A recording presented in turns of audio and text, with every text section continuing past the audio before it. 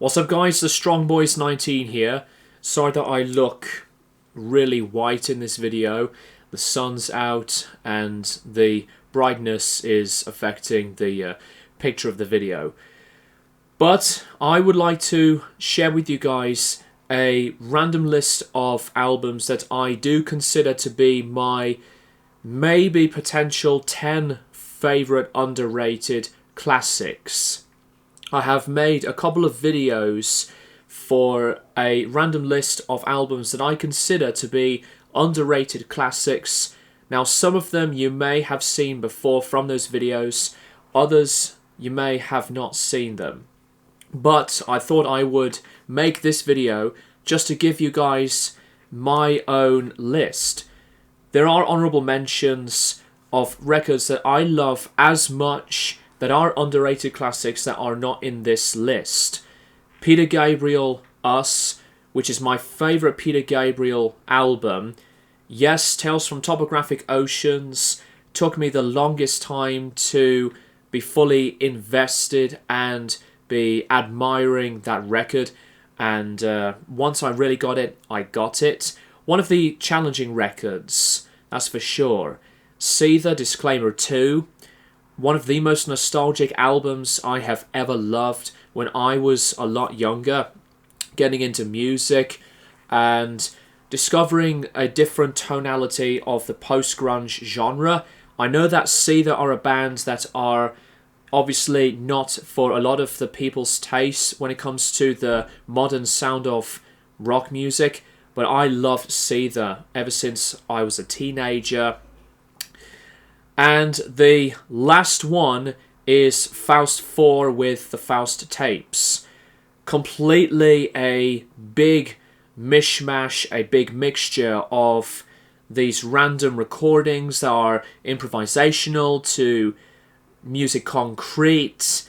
And it's pretty much like this random sound collage of what they were doing and combine everything into two separate halves. If you have the vinyl pressing, that is. I love those albums, but these 10 for me are my top 10. If you have a list of your own, drop it in the comments below.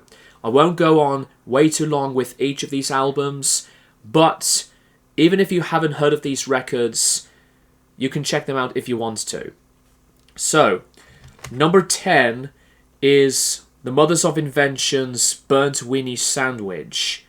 This is one of those later Zappa Mothers of Invention albums of material that was recorded from the late 60s, and I do love this album. It does feature some of the best Mothers of Invention instrumental jams, like Theme from Burnt Weeny Sandwich, The Little House I Used to Live In, which is a live recording, a 20+ minute masterpiece, and Holiday in Berlin, Full Blown, ABC, the two covers of Wine Poured Lemon Juice I love, and the cover of Valerie. So this is one of those albums that is a mostly instrumental record, but since that I love the classic era of the Mothers of Invention, as well as the 70s period, do not miss out on this album. Number 9 is King Crimson Islands. This is one of my top 5 albums from this band. From the beautiful look of the artwork to the really minimal, softer and melodic touches around this period after what they went through from the first 3 albums. I think this album was really overlooked, and it still is. Sailor's Tale to Formentera Lady and The Letters. I love the whole record. Different lineup change for this time around. This was the album that was made before Lark's Tongues in Aspic. Just as misunderstood, in my opinion. I do love a lot of the bleakness that some of this does contain and the separate tonality. Love this album. Number 8, this is another one of these really nostalgia-driven and reflective records, and I don't care. This is a record that I had been addicted to a lot when I was younger, and before Slipknot became my favourite band, these guys were. Green Day, Insomniac. This is my favourite Green Day album, and some say that this is kind of like punk rocky, and it does have arguably maybe the heaviest sound that the band had delivered after the Dookie album, the album that came out before this one. I adore the artwork immensely. Go and have a look at the full artwork of this. But from song after song after song after song, it's a masterpiece. Yes, I know Green Day are pop punk, but there are some moments, in my opinion, that can be punk rocky, and with the intensity of the band, this was just a bomb of an album. Number 7, this is from one of my all-time favorite metal bands, and you know, a lot of people don't see this as one of the classics, but I just had a lot of the reflection, and it still holds up in my opinion. Fear Factory, Digimortal. This is when Fear Factory at this point were going through their phases of making a lot more simplistic and more of a new metal direction after what they did with Obsolete. This was the band's final album before Dino had left the band. I know that Back the Fuck Up can be really cheesy for a lot of the fans, but there's so much strength and power for Burton's vocals and the amazing simplicity on tracks like the title track to No One, Linchpin, Memory Imprints Never End, one of the best Fear Factory songs, and there are others from this album that I do admire immensely, just as much as with Demanufacture and Obsolete and Archetype. So yeah, Fear Factory's Digimortal is still one of my high favourites. Now, the next one, number 6. I know this record, for some fans, say that this is like a return to form, but in terms of where most Neil Young fans rank this album, they don't put it in the top 10 as high as me. Freedom. I've reviewed this album for Classic Albums Revisited. I know that the album did get more higher praise from when it was released to today, but I don't see a lot of the fans really regard this as one of his best. I think it is. The combination from the darker political lyrical content to the folky ballad styles, from The Ways of Love, Wrecking Ball, and Hanging on a Limb, to the rockier tracks like Don't Cry and also No More. This is just a timeless classic album that I love so much. Now, we are into the top 5. The top 5 here are just as an amazing amount of quality of albums like the ones I've shown so far, but albums like this one was a huge favourite from my time of discovering a different genre of music, which is industrial metal. Nailbomb Point Blank. To me, my favourite side project record of all time. Created by Max Cavalera and Alex Newport. Alex Newport from Fudge Tunnel, and obviously Max Cavalera at the time when he was in Sepultura. This is a really aggressive record politically, and with its simplicity.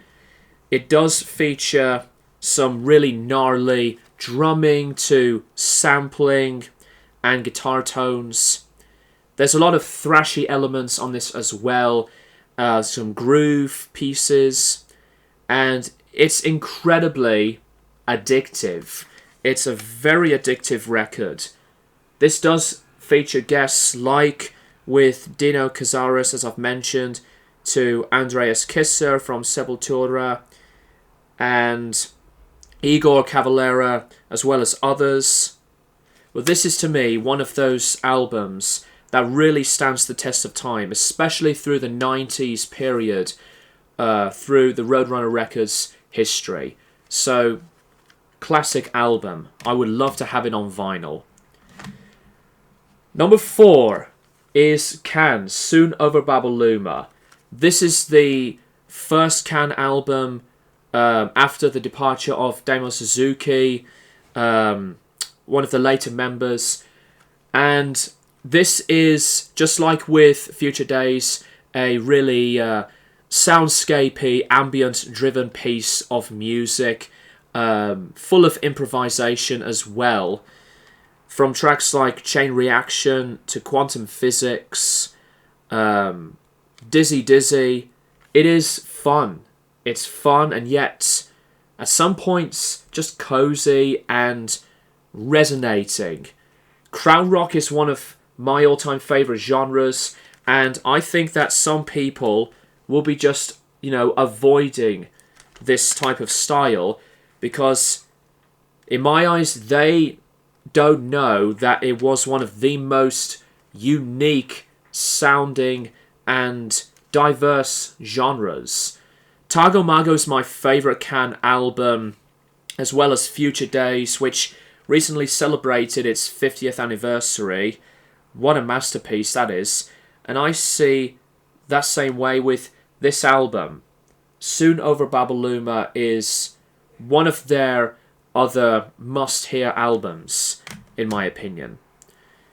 Now, number 3, I've been listening back to this musician for close to a week, and when I play this album, I just feel, so relaxed, and it's one of, to me, the most underrated ambient albums of all time. Brian Eno, Thursday Afternoon. I apologise for the lighting and the glaring, but anyways, Thursday Afternoon is probably his most underrated. And I've listened to other ambient records from him, and I did play Reflection, which is one of my favourites, but Thursday Afternoon is one of those albums where it just meant something to me.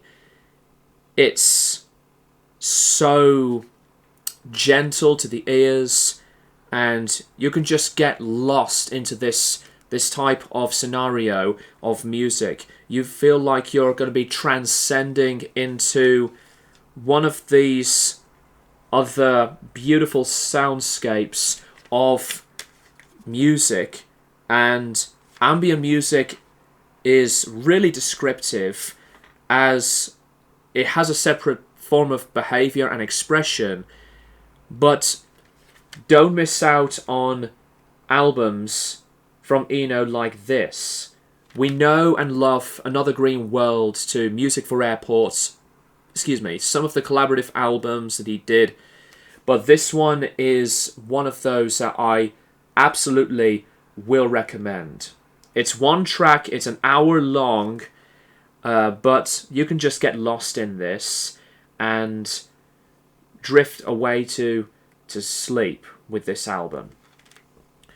Coming in at number 2, from one of my most favourite bands of all time, and that is Kraftwerk with Techno Pop. Techno Pop was the original title for this album, but then it was suddenly changing to Electric Cafe when this album came out in the mid-80s. And this was through quite a tough period for the band. But this is one Kraftwerk album which has absolutely been rewarding. It took me a lot of the patience and the time to be invested into this type of sound. Newer technology was happening, and even more basic and less complex ways of writing in this genre of electronic music. I think this was as much of a pioneering effort from the first half of the medley, Boing Boom Jack, Techno Pop, music non-stop, to tracks like the title track, Techno Pop, that is, futuristic sounding, and same with music non-stop. Electric Cafe, the last track, is one of my favourite Kraftwerk songs. The Telephone Call, sung by Karl Bartos, and I actually prefer the full, longer version of the Telephone Call more than the separate track that came right after the Telephone Call, House Phone, which is decent, but if you really want to hear the original full version of the Telephone Call, check that one out, because I think it was better. Techno Pop is one of those other albums that wasn't a great success at the time, but later fans of Kraftwerk would see this as a great album or as one of their favourites, and I do appreciate a lot of stuff that went into this album. Number 1 is a tie. It is a tie because there's one album that I've talked about millions of times over, and one record that is very, very controversial, that I maybe see it as possibly the most underrated album ever. So one of them is Iron Maiden, The X Factor, and I'm wearing the t-shirt. So The X Factor has been talked about so many times from me to you guys, but if you really want to hear what I think about the album, check out my previous thoughts about this album, and even when I decided to re-rank Maiden's discography, you can see why. But this is, for me, one of the best, darkest, personal, and one of those, I would say, over-hated metal albums. I will always defend everything that I've already said about this album. I love it that much. And it is my favourite Maiden album, but check out my re-ranking and you'll see more of the opinions. And the other one here, which is Metal Machine Music by Lou Reed. Obviously, this was around the time when the record label RCA wanted Lou to be facing into a traction of commercialism. And with his last album before this, Sally Can't Dance, was a poppy, rocky sounding album that has been bringing more attention. But people at the time were really giving Lou a very difficult experience. And when this album came out, it was heavily slated as one of the worst ever albums later on. But there are fans of this genre and or Lou Reed fans in particular that would cite this as one of the favourites. It's not an easy listen, because what this is basically something else. It's a very, I would say, determined and intentional way of trying to be escaping from RCA Records entirely.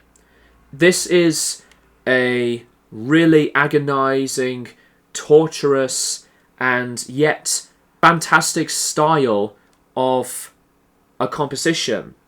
It is not for the faint of heart, but Metal Machine Music later on had become a huge influence for noise drone artists.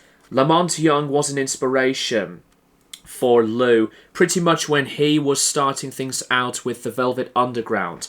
This album has a lot of its fascinating history behind everything that was there up to this point.